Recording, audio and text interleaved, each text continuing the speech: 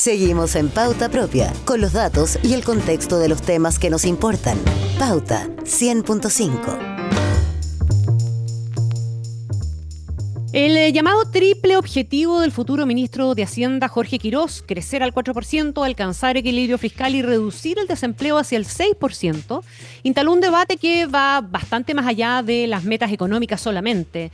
Aunque algunos economistas ven las cifras como exigentes pero alcanzables, otros advierten que el equilibrio entre crecimiento, ajuste y empleo es más frágil de lo que parece. Las mayores dudas se concentran en dos frentes. El primero es el mercado laboral, marcado por cambios estructurales, mayor automatización y costos laborales más altos, lo que pone en cuestión que el crecimiento vuelva a traducirse en empleo como antes. Y el segundo es el ajuste fiscal.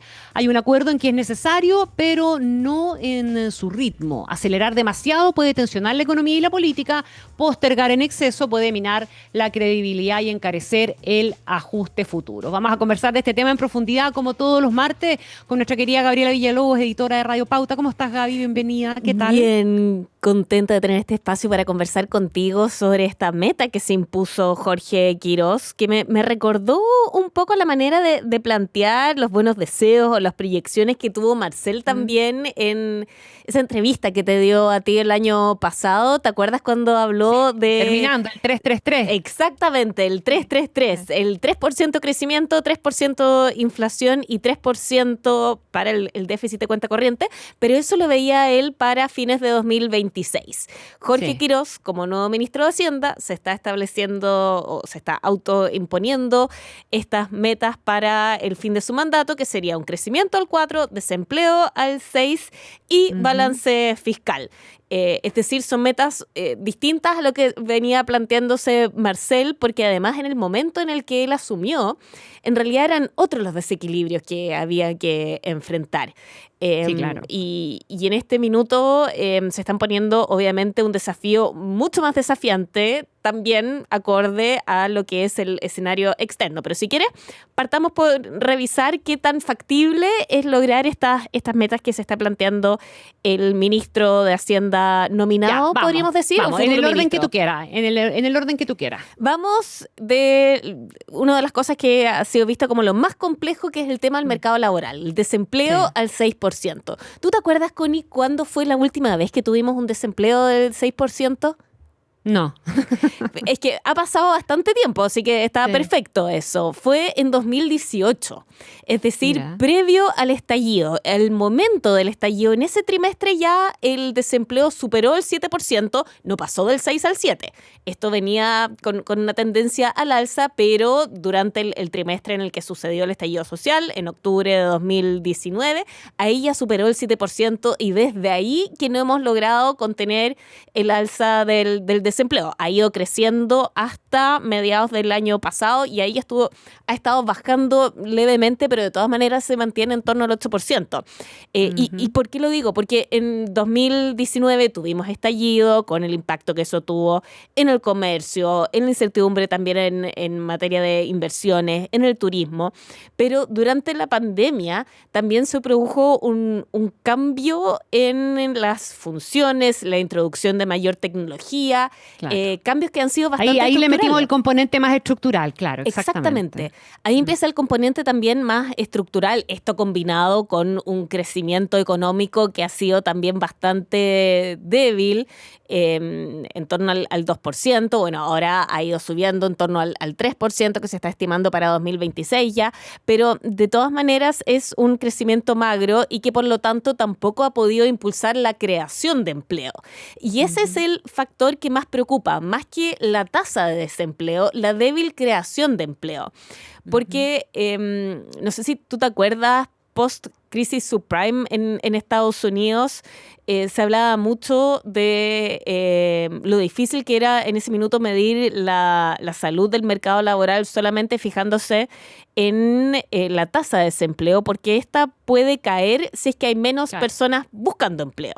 Los que están desalentados salen de la fuerza laboral y por lo tanto lo que ha planteado hace mucho rato David Bravo, ¿no? Exacto. Que es engañoso fijarse solamente en esa tasa, sino que también mirar todos los otros componentes y y no quedarse con la tasa, en este caso nuestra, la tasa del INE. Claro, exactamente. Entonces, por eso el tema del desempleo es en realidad lo más complejo, tanto por el tema estructural como también por cómo se mide la tasa de desocupación en nuestro país. Entonces, yo creo que ahí hay que poner un gran ojo al momento de analizar cuál va a ser el desempeño de Jorge Quirós en 2030, cuando nos sentemos con él a hacer el recuento, los balances. Sí, pensemos también que siempre fue algo bastante difícil.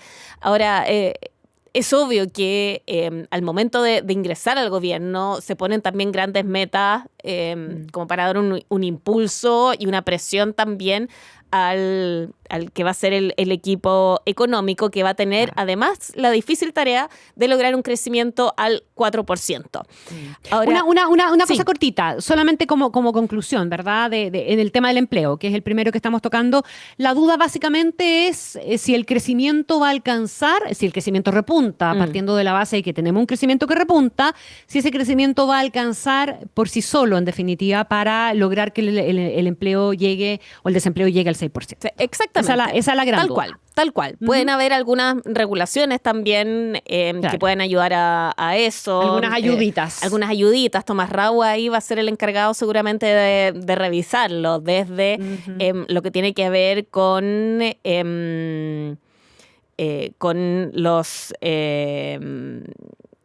con algunas regulaciones, como la vacuna universal por el lado del empleo femenino formal, lo que él también planteó en su minuto en el puente, junto con Cecilia Cifuentes, de reformar el seguro de cesantía para poder hablar de una indemnización a todo evento. Son bajar costos laborales, en definitiva. Bajar costos laborales, sí. Claro. Bueno, de hecho, el mismo Jorge Quirós, también al hablar de la reforma tributaria, él estableció que se podría reducir la tasa de impuesto corporativo del 27 al 23%, de manera paulatina, 1 punto por año, pero además entregar ciertos créditos tributarios para poder compensar el alza de los costos laborales en determinadas compañías o determinados negocios. Entonces también puede que por ahí haya cierto impulso. Y menciono lo de la rebaja de la tasa corporativa porque sería uno de los elementos para poder acelerar el crecimiento, junto con los temas de permiso. Se ha hablado mucho desde que empezó a sonar el nombre de Jorge Quirós ya como ministro de Hacienda y no solamente como vocero del equipo económico, que él es una persona más bien micro. ¿Y por qué es tan interesante su nombramiento? Porque el diagnóstico que han hecho varios economistas es que en Chile los grandes problemas, los grandes desequilibrios macro en realidad se resolvieron y ahora el gran tema es la micro. Es el tema de los permisos, es el tema de la productividad. Y él podría entonces entregar una mirada novedosa respecto a eso.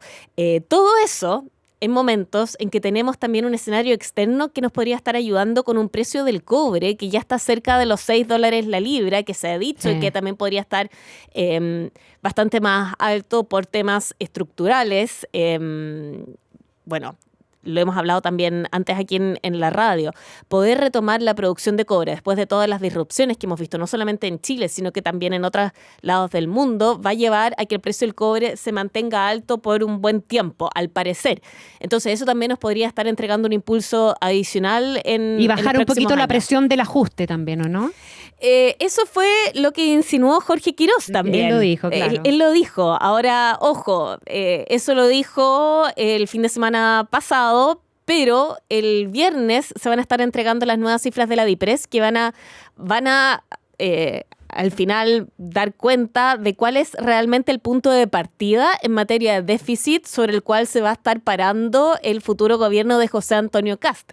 Y eso también va a ser bien interesante porque han llegado varios reportes diciendo que en realidad el déficit fiscal con el que va a cerrar este año es mayor al que se había proyectado, que ya era peor de lo que se había planteado un par de meses antes.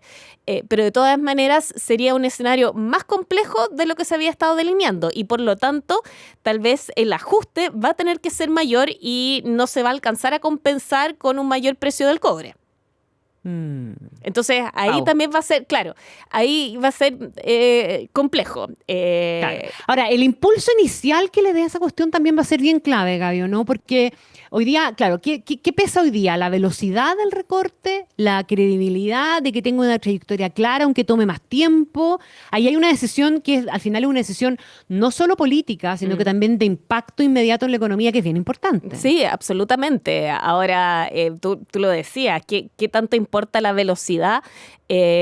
Importa en materia política, porque hay que tratar de impulsar las reformas que necesitan el apoyo del Congreso rápido, en el minuto en que todavía estemos en una especie de luna de miel, y por lo mismo Jorge Quiroz ha dicho que las reformas ya están redactadas. Según él, sería llegar y presentarlas ante el Congreso de manera rápida, y eso sobre todo por la reforma tributaria. En el caso del ajuste fiscal, está complicado porque para hacer los recortes que él ha estado estableciendo, que yo sé que ha hecho el énfasis en no más abusos, en el tema de las licencias médicas, pero eso también es bastante marginal. No alcanza, claro. No alcanza. Hay que alcanza y tiene que jugar con un presupuesto que ya está aprobado el primer año. Exactamente, donde los cambios que se pueden hacer también están delimitados por nuevas urgencias que han aparecido, como el tema de los incendios, como el tema también del alza del sector de los sueldos del sector público. Entonces va a ser bastante complejo, y hacer un cambio entonces más profundo tendría que ver con un cambio en el estatuto administrativo, y eso ya es un tema político que se empieza a volver más complejo. Entonces ahí vienen los grandes temas. En el caso del balance estructural, se ha dicho en el último tiempo que más allá de recortar más el gasto, el problema con las proyecciones que ha hecho el gobierno ha sido por el lado de los ingresos, que finalmente no han sido tan altos como se esperaba, tanto por malos cálculos en lo que era la ley de cumplimiento tributario, pero no solamente sobre eso, sino que también otras expectativas de ingresos que finalmente no se cumplieron. Entonces, tal vez el impulso va a venir por ese lado, el impulso de Jorge Quiroz, de tratar de de establecer las condiciones necesarias para poder acelerar el crecimiento y llegar hasta el 4% en 2030.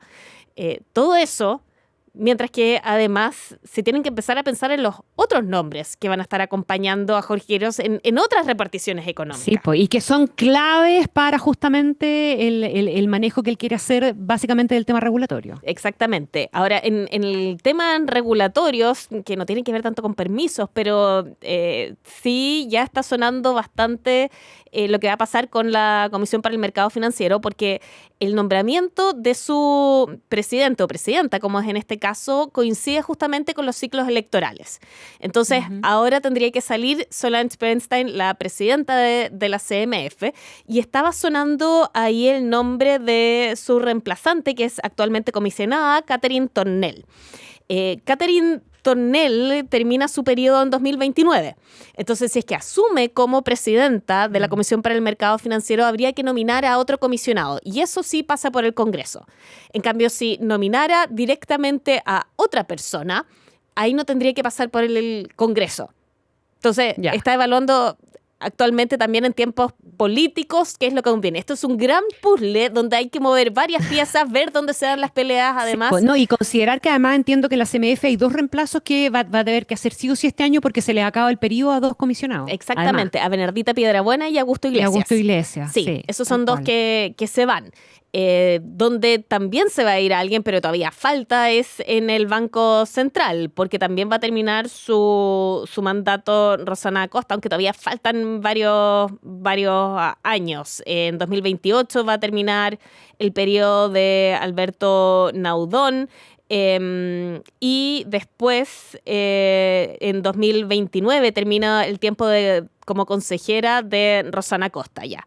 Primero tienen que reemplazar a Naudón y después va a venir Rosana Acosta, pero eso ya más adelante. El cambio que quedaba pendiente era el de Stephanie Cruz Jones, quien terminó con su periodo a fines del año pasado, pero Kevin Cowan ya quedó como el nombre zanjado y ese cupo ya quedó ocupado.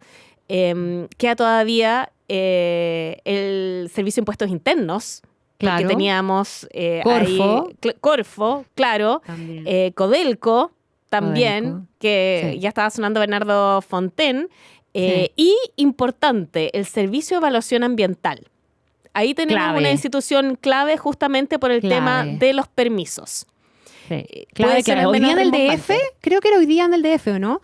Que venía una nota re interesante, como para echarle una mirada, porque yo la verdad es que desconozco cómo funciona el modelo brasileño en regulación del tema ambiental, pero venía ese como el modelo que miró, que está mirando justamente Jorge Quiroz para tratar de emularlo de alguna manera en nuestro país. Sí, bueno, de hecho había una reforma que se estaba discutiendo al Servicio de Evaluación Ambiental, pero claro, eso quedó como una segunda etapa en toda la agenda de agilización de permiso.